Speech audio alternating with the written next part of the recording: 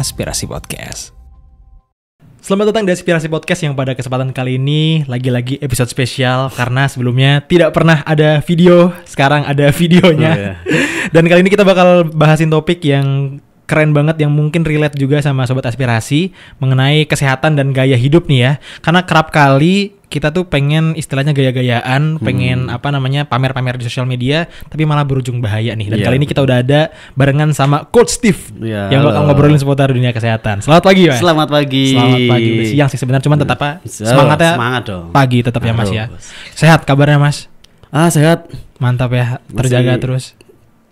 Fit, terjaga ya, masih strong lah. Masih strong lah ya, mantap.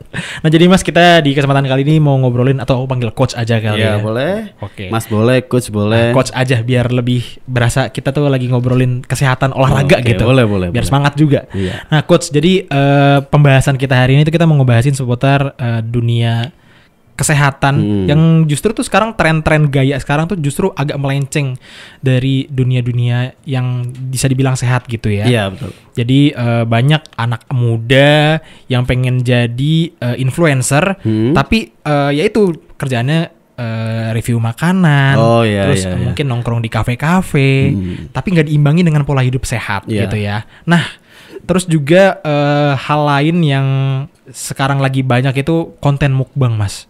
Makan banyak, sekali makan langsung banyak. Iya, di Amerika itu ada namanya Nikicado Avocado ya kalau nggak salah ya. Itu yang orang yang tadinya masih kurus banget, Mas, jadi gendut banget. Obesitas mungkin istilahnya, yang sampai pakai masker oksigen atau apa sampai gitu. Sesek kali ya, sampai sesek gitu, Mas. Itu bahkan ada.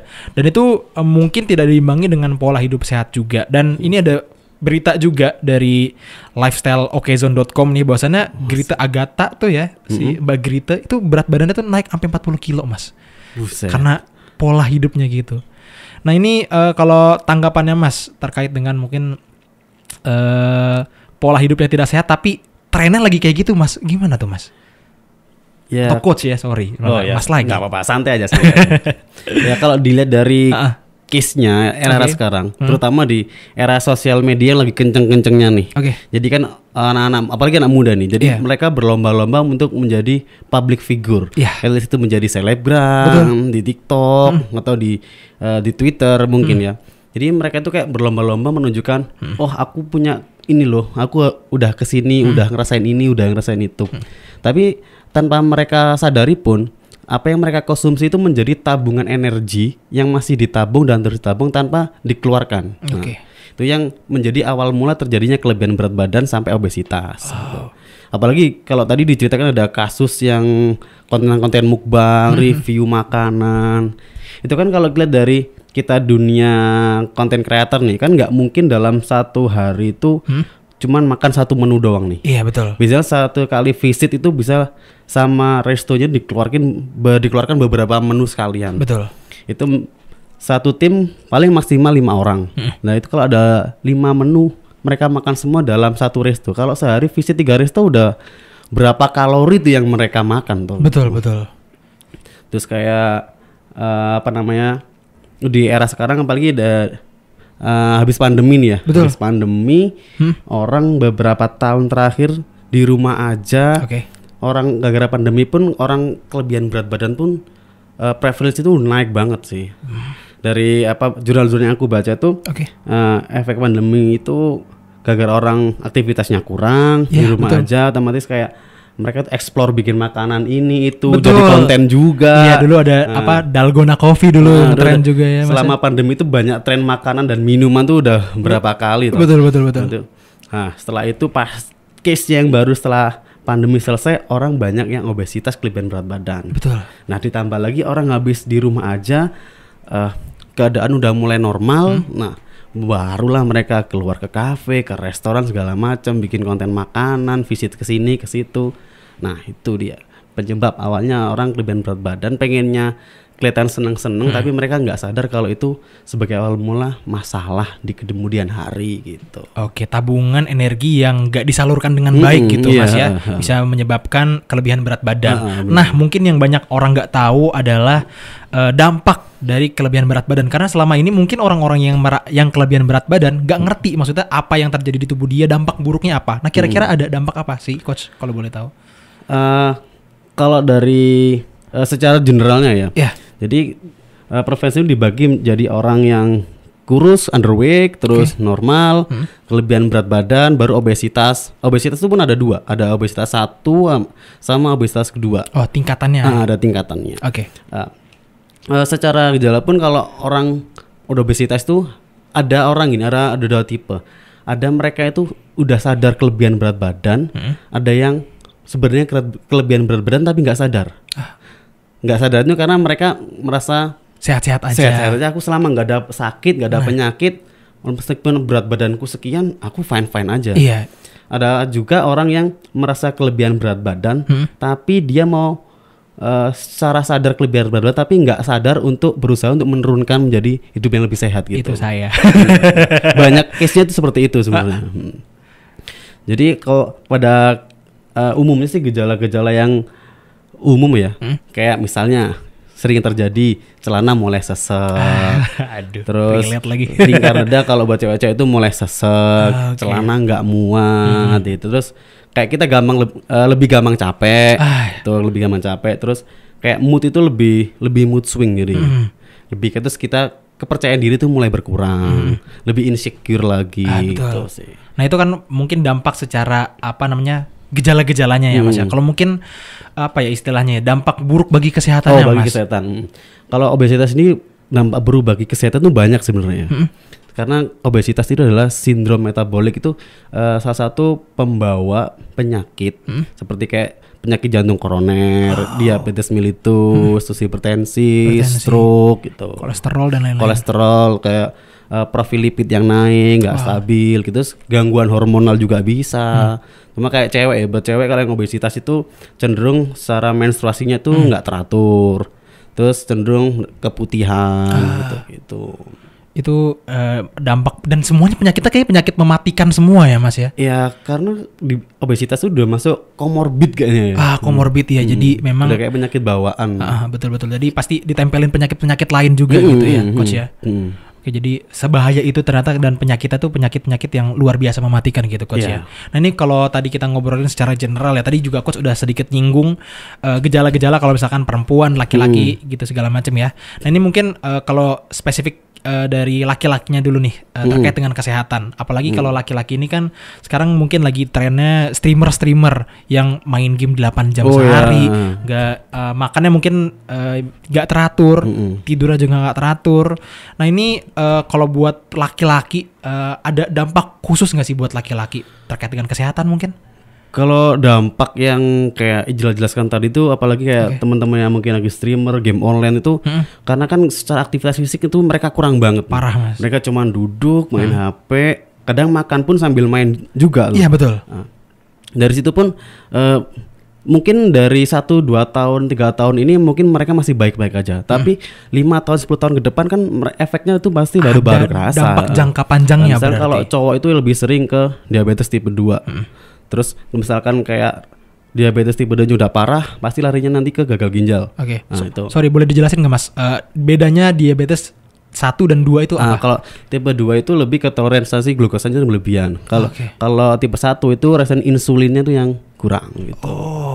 Dari insulinnya kalau kalau tipe 2 itu karena glukosanya itu terlalu banyak gitu. Misalkan banyak kasus, misalkan ini kan dari keluarga terdekat sendiri ya. Karena dari lama itu kayak nggak bisa menikmati makanan-makanan yang enak. Nah, setelah kemampuan sosial ekonominya meningkat, nah itu jajannya itu loss banget. Makan apapun dimakan, jajan apapun manis-manis, kolesterol berminyak itu dimakan semua, sampai akhirnya gara-gara itu kena diabetes tipe 2. Setelah diabetes udah kena diabetes tipe 2. Nah, ini orangnya ini udah obesitas nih.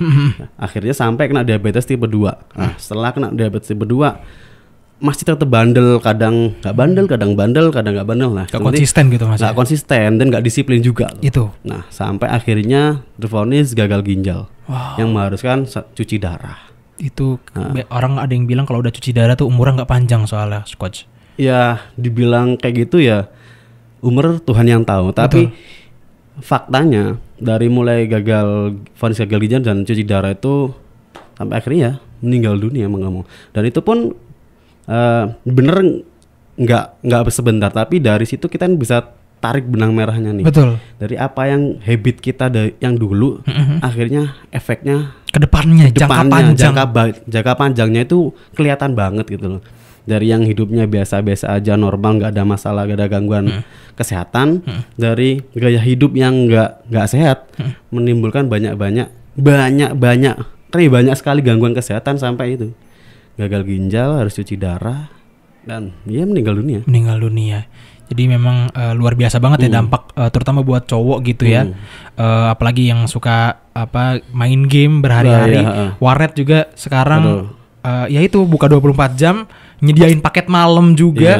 Malamnya dikasih makan Indomie, kopi juga. Es teh itu bisa bergelas-gelas. Waduh, itu ngeri banget sih. Ngeri banget ternyata ya. Dan itu kan kadang ya itu memang dampaknya ternyata nggak dirasakan sekarang ya, Coach ya. Tapi nanti setelahnya. Nah, ini mungkin tadi kita udah ngomongin spesifik tentang laki-laki.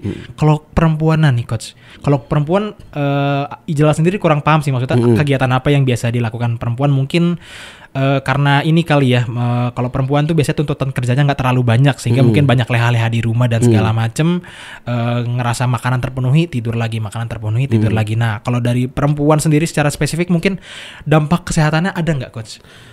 Banyak, termasuk banyak juga. Kalau kita baca-baca dari systematic review itu, cewek itu larinya kalau obesitas itu pasti ke gangguan hormonalnya, misalkan tidak kestabilannya estrogen, jadi kan mempengaruhi menstruasi, terus keputihan.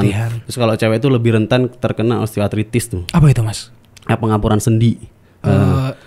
Namanya jadi lemah gimana, Mas? Mungkin pengapuran sendi itu kayak sendi terutama di lutut ya, terus kayak di jari-jari itu karena kan kekuatan tulang antara cowok dan cewek itu beda. Karena hormonal itu tadi. Nah, kalau cewek itu lebih cenderung larinya ke osteoporosis, osteoartritis gitu. Jadi kekuatan tulangnya tuh makin lemah gitu. Iya, bener banget. Jadi tapi gak menutup kemungkinan tadi dampak-dampak yang ditimbulkan yang cowok tadi misalkan gagal ginjal dan lain juga bisa terjadi ke perempuan juga. Iya, sama. Dan perempuan justru kalau yang tadi mungkin dijelasin sama Coach Steve, lebih banyak dampak secara hormonalnya juga ternyata. Iya, kalau cowok itu misalkan obesitas ya, case itu banyak, beberapa penelitian itu bahkan di Amerika itu cowok-cowok yang obesitas itu menurunkan kemampuan disfungsi ereksi. Jadi kayak terkena disfungsi ereksi gara-gara obesitas gitu. Gitu. Jadi kayak kalian para cowok-cowok streamer, gamers, kalau sampai kalian obesitas terus kalian udah punya istri itu tidak bisa memuaskan istri kalian. Susah. Kasian gak dapat nafkah batin. Kasian ya, Mas ya. Jadi memang dampaknya ternyata sesignifikan itu dan memang nggak bisa dirasakan sekarang. Dan emang kadang-kadang tuh orang tuh kalau nggak ngerasain dampaknya nggak mau berubah dulu, Coach. Itu masalahnya. Kayak gini, kayak misalkan kayak terutama cewek-cewek atau ibu-ibu rumah tangga biasanya itu. Dia udah sadar obesitas karena terus dapat anjuran harus olahraga gini. Tapi kan aku udah melakukan aktivitas fisik. Aku udah nyapu, ngepel, cuci-cuci, bersih rumah dan sebagainya. Tapi kan itu cuma aktivitas fisik. Berarti aktivitas fisik sama olahraga kan berbeda. Oh, beda ternyata. Beda banget. Apa perbedaan signifikannya? Kalau aktivitas fisik itu kayak rutinitas kegiatan kita yang dilakukan ya berulang-ulang aja sehari-hari. Nah, tapi kalau olahraga itu kan lebih terprogram, tersusun, targetnya jelas, intensitasnya jelas, goalsnya jelas. Terus kemampuan setiap orang itu berbeda-beda. Berarti programnya harus beda-beda juga gitu. Kalau dari sudut pandang kayak kerjaan aku sekarang nih, kalau aku menganalogikannya gini, kalau dokter umum itu kasih resep pasien obat buat menurunin gejala penyakitnya atau biar sembuh atau segala macam. Tapi kalau dari sudut pelatih atau trainer itu kasih resep ke kliennya untuk melakukan olahraga dengan benar supaya goalsnya itu bisa tercapai. Tapi kadang ini ada case lagi sih. Gimana, Coach? Orang udah datang ke gym, mau latihan, udah latihan beberapa lama, komplain, Coach kok aku beratku tetap sekian, gak ada perubahan. Kayak aku merasa gak ada perubahan, di timbangan pun tetap sama. Tapi di sisi lain, kalau kita mau jeli, mau fair ngukurnya, misalkan berat badan kita stagnan, tapi kalau kita udah konsisten untuk latihan, misalkan massa lemaknya tetap berarti massa ototnya naik. Iya, gitu. Dan terus, powernya juga mungkin meningkat. Iya, dari kemampuan fisiknya kan macam-macam nih. Yang indikator yang bisa diukur mungkin dari endurance-nya, speed-nya, terus power angkatannya. Terus dari massa ototnya yang naik, terus bisa jadi skinnya yang dulunya bisa dicubit banget sekarang jadi nggak bisa dicubit, kering, lingkar pinggang, lingkar dada gitu kan juga perlu diukur. Progres juga itu. Progres itu kan udah termasuk progres. Jadi progres orang latihan itu tidak bisa diukur cuman karena timbangan doang. Nah, ini yang penting lagi. Kalau orang kita mau latihan nih, gimana? Jangan termindset prosesnya instan. Aduh itu saya banget pengen cepet-cepet. Nah itu jangan mindsetnya itu instan karena secara teori nih ya. Iya gimana? Secara teori dan pernah aku uji sendiri, olahraga itu baru mempunyai dampak signifikan tuh minimal kita kalau udah olahraga konsisten tuh selama 8 minggu. 8 minggu tuh 2 bulan berarti. 2 bulan. Itu masih signifikan 0, sekian persen ya. 0, bahkan signifikannya. Karena kalau kata dari teori-teori yang lain, olahraga itu 12 minggu itu baru kelihatan banget itu efek yang paling signifikan. Apa biasa efek signifikan yang terlihat setelah 12 minggu itu coach? Kalau dari teori yang tadi? Kalau dari teori yang pernah aku uji itu profil lipidnya itu misal kayak triglycerida yang naik, HDL yang bermasalah itu mereka tuh hasilnya positif. Jadi mulai ada penurunan, ada yang ada kenaikan gitu. Terus secara performa kebugaran mereka itu naik. Terus lingkar pinggangnya mulai turun gitu. Jadi memang dampaknya memang tidak instan dan itu mindset yang harus ditanamkan buat mungkin sobat aspirasi yang pengen hidup lebih sehat gitu ya coach ya. Jadi apa yang kita kerjakan itu jangan semerta-merta itu kita ingin prosesnya itu instan. Kita merasa aku udah olahraga 1 bulan coach kok masih gini-gini aja. Iya masih 1 bulan. Kalau di coach kecaboran biasanya mereka itu punya program latihan itu periodisasinya itu 1 tahun. 1 tahun itu sebenarnya bisa juga diaplikasikan kalau kita misalkan mau merubah gaya hidup kita ya. Jadi misalkan kita olahraga ini mulai Januari. Targetnya kita di Desember nih. Harusnya kita 1 tahun tuh. Jadi di Januari, Februari, Maret. Ini kalau orang dari 0 nggak pernah olahraga itu masih masuk fase adaptasi fisiologi. Jadi mulai mengenal gerakan-gerakan tekniknya, terus mulai melakukan gerakan-gerakannya, terus mulai dikenalkan dengan beban, mulai di pondasiin tentang kardionya, endurance-nya gitu. Baru nanti masuk ke tahap-tahap selanjutnya. Nah ini kan tadi udah dibahas juga terkait dengan dampak-dampaknya, terus juga mungkin sedikit di spill juga ya terkait dengan untuk terus konsisten karena dampaknya memang gak langsung instan. Karena memang yang instan kan gak ada yang baik kan. Coach setuju ya. Nah mungkin tadi juga udah dikenalin beberapa jenis tahapan kayak yang kurus, normal, terus kelebihan dan juga obesitas tadi. Nah yang kadang orang nggak tahu itu cara mengukurnya coach. Cara mengukurnya. Maksudnya kita tuh tahu kita obesitas atau kita kelebihan berat badan tuh dari mana sih coach? Gimana cara ngukurnya sih? Cara ngukurnya kita tahu berat badan kita ideal apa enggak, obesitas apa enggak itu kita pakai rumus ada. Kalau bisa pakai indeks massa tubuh atau body massa index itu sebenarnya sama aja. BMI itu ya. BMI atau IMT kita dikenalnya itu. Jadi dari situ kita tabel di Asia Pasifik sama benua lain tuh standarnya beda. Kalau kita Indonesia itu kita pakainya yang Asia Pasifik dari WHO. Gitu. Jadi cara ngitungnya itu misalkan nih Ijlal mungkin beratnya berapa? 78. Tingginya berapa? 164. Jadi ngitungnya itu berat badan dibagi tinggi badan. Tapi itu berat badannya kan tinggi badannya masih sentimeter nih. Kita sentimeter dijadiin meter dulu. Nah itu sentimeternya itu kuadrat ya. Jadi misalkan kita bisa aplikasikan. Aku bantu hitungin ya. Boleh. Pakai kalkulator guys. Apakah saya obes? Tinggi badan berapa? 164 cm berarti itu 1,64 kuadrat. Sama dengan 2,68. Berat badan 78 dibagi 2,68 sama dengan 29. Apa itu arti dari 29? 29 itu range-nya 20 kalau di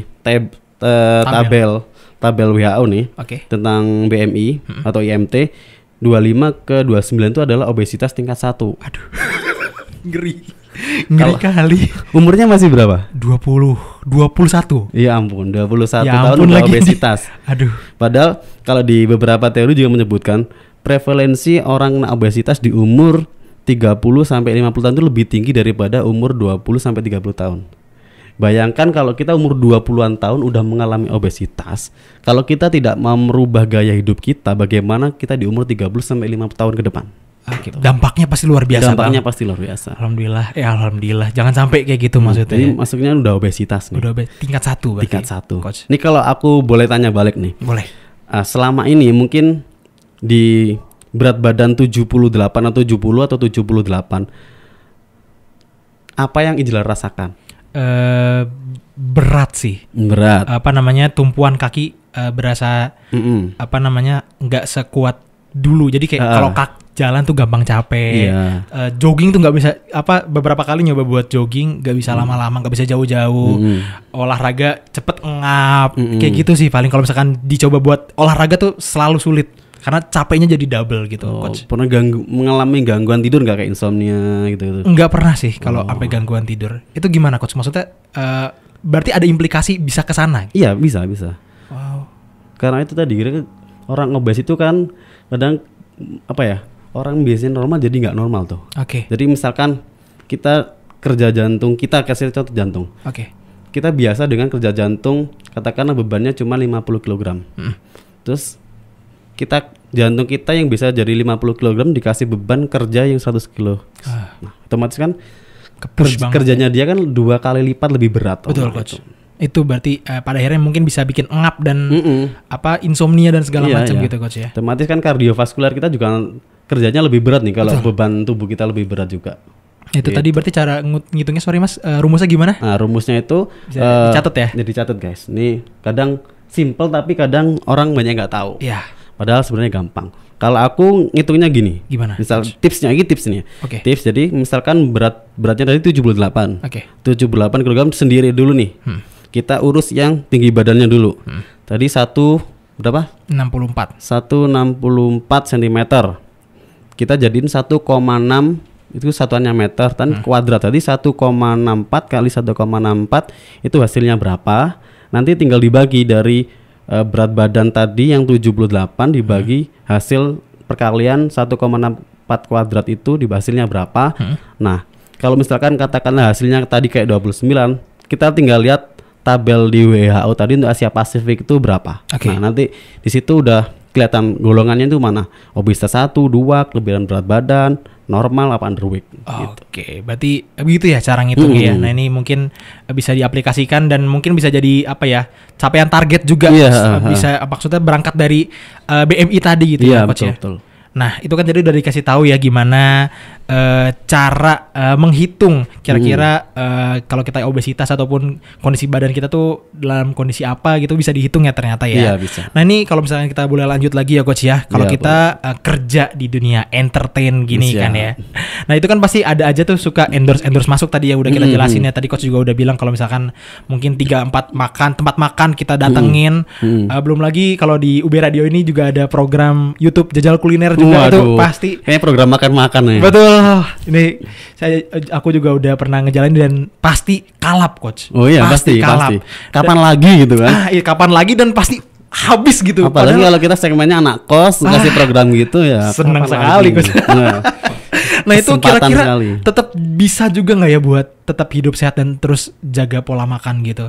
Sebenarnya bisa banget ya. Pada prinsipnya gini sih.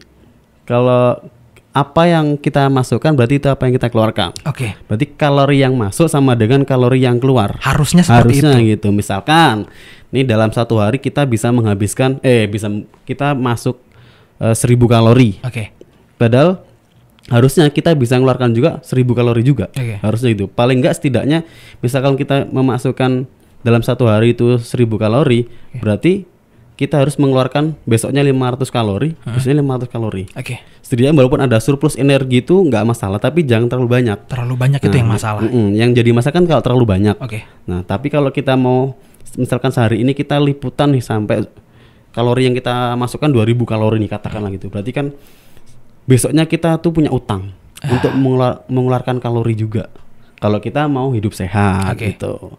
Kalau kita nggak mau menimbun energi yang tidak terpakai, jadinya kayak simpanan energi yang tidak terpakai, itu tadi jadinya kelebihan berat badan, obesitas. Pada akhirnya diseimbangkan dengan apa yang masuk dengan apa yang kita keluarkan gitu coach ya, sehingga meskipun mungkin para food vlogger juga mungkin ada juga ya yang tetap sehat. Kalau misalkan kita lihat tuh kayak Tan Boycon tuh mukbang tapi badannya kekar gitu, karena juga mungkin apa yang dikeluarkan juga sesuai dengan apa yang dia masukin gitu ya coach ya. Fakta lagi kalau misalkan gini di gym terutama ya, kayak ada katakanlah usia 40 tahun ke atas atau 50 tahun ke atas, orang-orang masih mau nge-gym dan nge-gymnya rutin. Terus badannya kayak segitu aja. Terus kita tanya nih, Om kok katanya udah umur segini kok masih nge-gym, kenapa? Apa yang dikejar, body goals kah atau apakah atau gimana? Jawabannya mereka simple, biar aku bisa tetap makan enak. Itu juga jawaban yang sering aku dengar. Biar bisa tetap makan enak. Ya, tapi menurutku masih make sense sih. Mereka mengeluarkan energinya katakanlah hampir setiap hari atau seminggu 5 kali. Dengan usia mereka itu kan usia yang udah mapan, udah apalagi yang mau dikejar itu. Mereka targetnya bisa harus menikmatin hidup aja. Betul. Cuman buat menikmatin hidup, ya gimana caranya menikmati hidup? Ya mereka sadar untuk olahraga biar mereka bisa makan enak. Kita kaya raya tapi nggak bisa makan enak, buat apa bro? Itu masalah, betul. Jadi kekayaan kita nggak bisa kita nikmati sepenuhnya gitu coach ya. Kita punya banyak duit tapi kita nggak bisa makan ini, nggak bisa makan, sedih. Makan disuapin bubur. Makanya itu aja itu kan sedih. Jadi kayak orang-orang yang usia segitu tuh aku respect banget sih. Respect banget dengan mereka tuh kesadaran kesehatannya dengan olahraga itu soalnya tinggi banget. Jadi tetap mau terus olahraga di umur segitu tuh sangat berat sebenarnya coach ya. Bener. Apalagi ya itu orientasi udah mau menikmati hidup aja, pasti banyak banget celah-celahnya gitu coach ya. Nah ini mungkin tadi coach juga udah bilang kalau misalkan mungkin salah satu cara mudahnya adalah mengimbangi apa yang masuk dengan apa yang keluar. Nah mungkin salah satu yang juga sempat aku pikirin nih coach adalah kita ngeplan makan kita, meal plan gitu ya. Nah itu penting nggak sih kira-kira untuk keseharian kita, mungkin sekaligus buat ngukur kira-kira harus keluar segini apa segala macam, dan itu bener-bener worth it nggak kira-kira coach? Kalau menurutku worth it sih, worth it secara kesehatan, worth it secara keuangan. Betul. Nah karena aku memastikan diriku sebagai anak kos nih. Sekarang anak kos kita punya gambarnya meal plan ini nggak usah susah-susah lah. Kita dengan meal plan misalkan kita meal plan tapi kita tetap memperhatikan kebutuhan kalori harian kita. Nah, misalkan pagi gini. Ini kalau dari aku ya karena setiap orang itu pasti asupan kalorinya berbeda-beda kan, tergantung usia, jenis kelamin, terus aktivitas sehari-hari. Nah, misalkan kayak aku. Pagi itu kalau aku bisa cuman breakfast itu shake susu protein. Terus roti. Udah, bisa cukup. Terus ntar jam 6 pagi. Nah, nanti katakan jam 9-10 cuman makan buah, bisa pisang, bisa apel. Nah, nanti siang baru bisa makan siang, makan berat. Makan berat itu bisa kita ke warteg tuh kan, kita bisa milih banyak menu tuh. Mana ada yang kita bisa ambil nasi, terus tahu, tempe. Kalau mau hidup sehat ya menghindari yang berminyak, berkolesterol, bersantan. Itu kan masih ada yang tumis-tumis, itu kan bisa. Terus ayam goreng itu masih gak apa-apa lah. Karena kan kita konsepnya tuh yang nggak harus yang kayak bodybuilder yang harus eat clean banget. Betul. Gitu. Apalagi mahasiswa, anak kos-kosan. Apalagi mahasiswa. Paling kosnya di Malang sekarang paling 10-15 ribu udah plus minum. Iya betul. Nah itu kan kalau kita pinter milih menunya, bagiku karena aku dulu waktu pandemi itu uji coba program itu loh. Jadi selama berapa ya? Hampir 3 bulan. Hampir 3 bulan. Dengan kos gitu, meal plan lah, jam makan siang nih, katakanlah menunya ada dalam satu menu itu ada nasi, ada tumis, ada sayur, ada ikan, ada tahu tempe.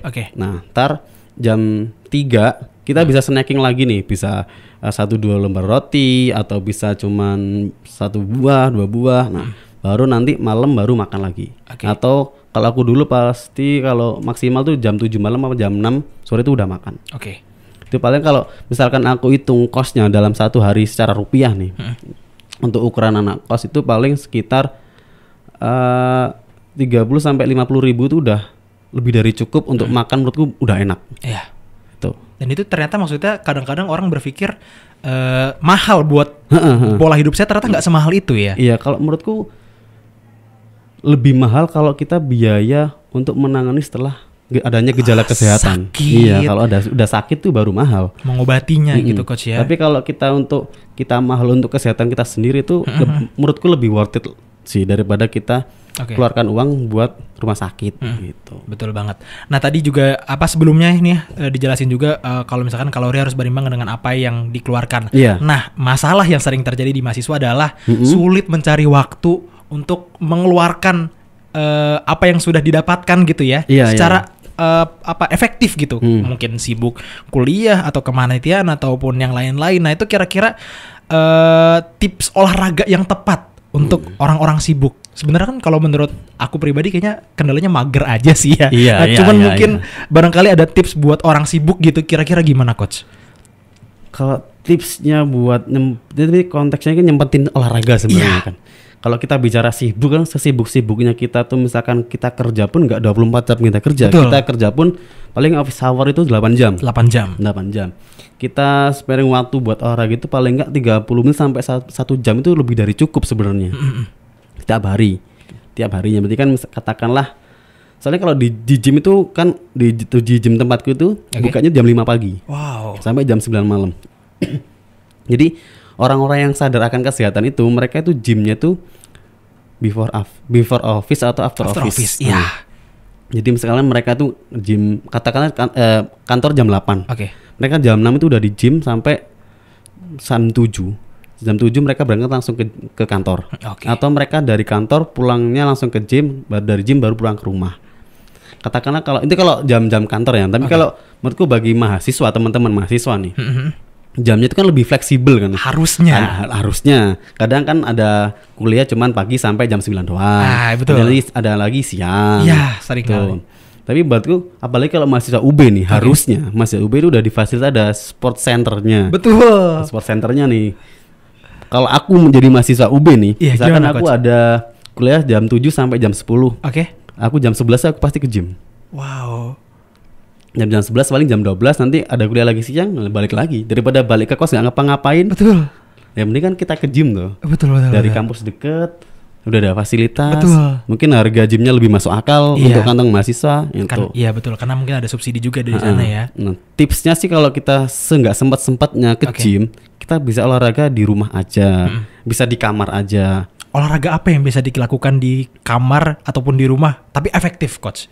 Kalau aku yang sering rekomendasiin buat program itu kalau kita di kos di rumah itu lebih ke cardio sama weight training. Jadi cardio itu bisa dari interval training pakai patokannya waktu atau pakai weight trainingnya itu pakai body weight, beban tubuh kita sendiri. Jadi contoh gerakannya misalnya. Ini sebenarnya kalau jelasin gini kan gerakannya apa coach? Gitu. Itu boleh dijelasin coach.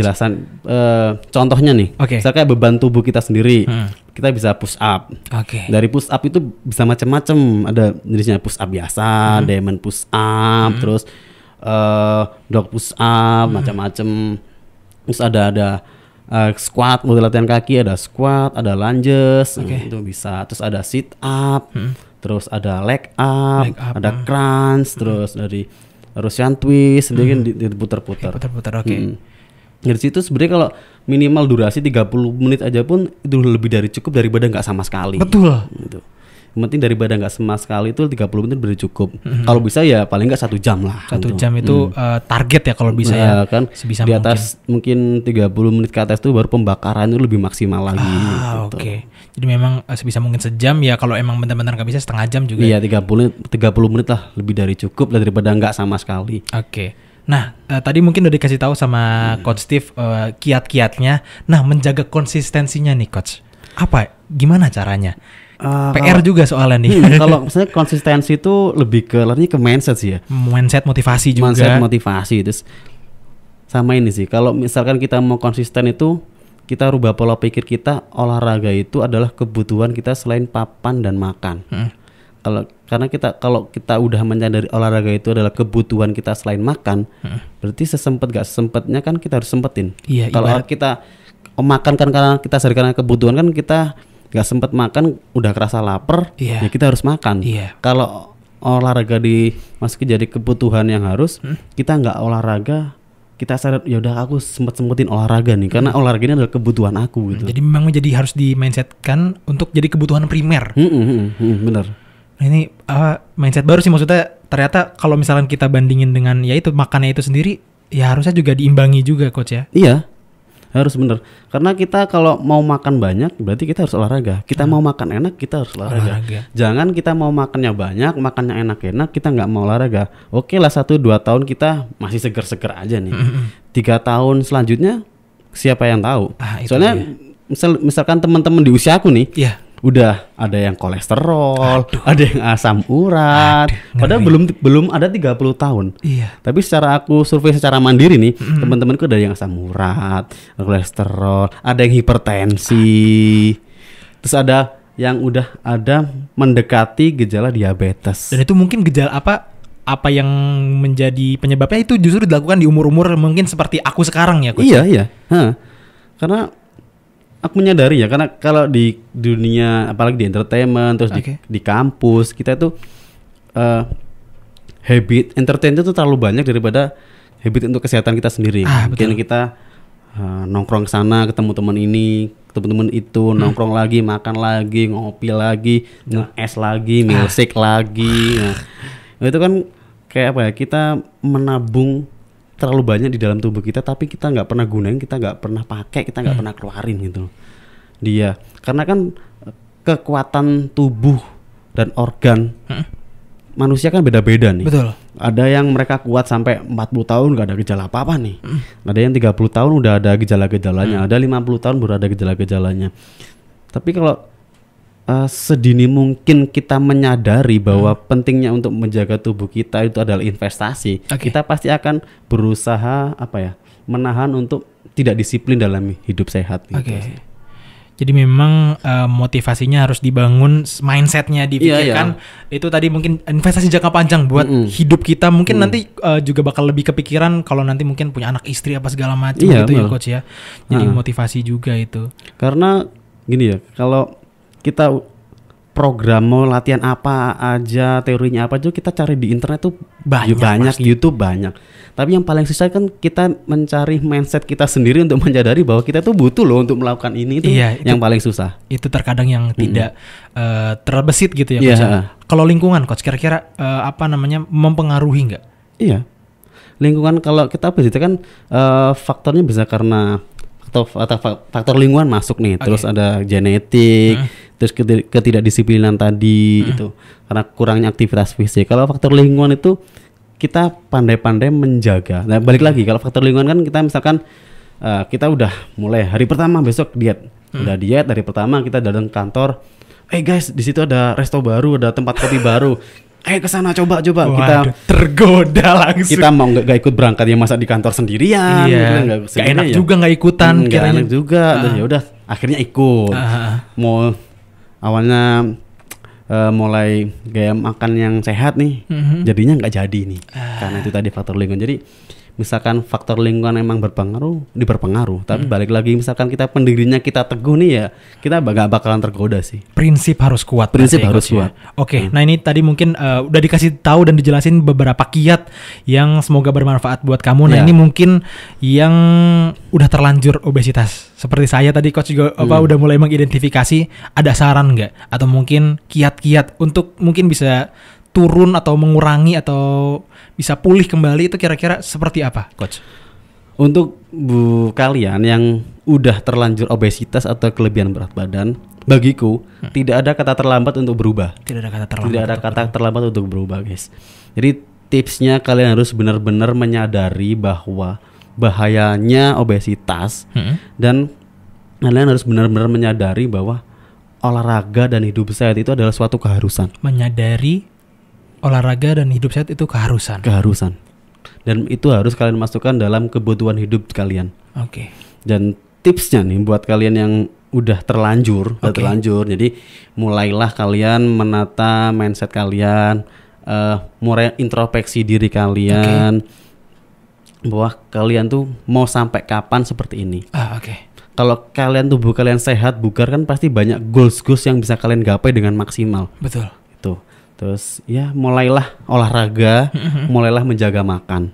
Yang simpel-simpel aja dulu atau lakukanlah olahraga yang apa kalian suka dulu. Kalau kalian udah jalanin apa yang kalian suka, pasti nanti di situ aku udah terbiasa nih. Katakanlah dulunya bisa badminton ya, kita mulai rajin badminton. Kayaknya badminton udah enteng ya. Pasti dari situ tuh akan ke-trigger buat melakukan yang lainnya. Yang lebih berat. Yang lebih berat. Pasti dari itu mungkin mulai ke gym buat angkat beban atau coba olahraga yang lain gitu. Tipsku itu dulu gimana, Coach? Kan aku dulu tuh waktu pandemi tuh beratku 70. Wow. Terus aku menyadari kalau aku pandemi keadaan kayak gini aku masih gendut, wah bahaya nih. Jadi aku mulai balik lagi aku melakukan olahraga yang aku suka. Aku lari, terus aku main skipping tiap pagi, terus aku itu pakai body weight bisa. Karena kan gym tutup tuh waktu pandemi itu. Betul. Jadi aku olahraga di rumah ya, apa aja yang bisa aku angkat. Galon, kursi, terus mustahab di kursi itu. Iya. Terus aku beli karet gitu.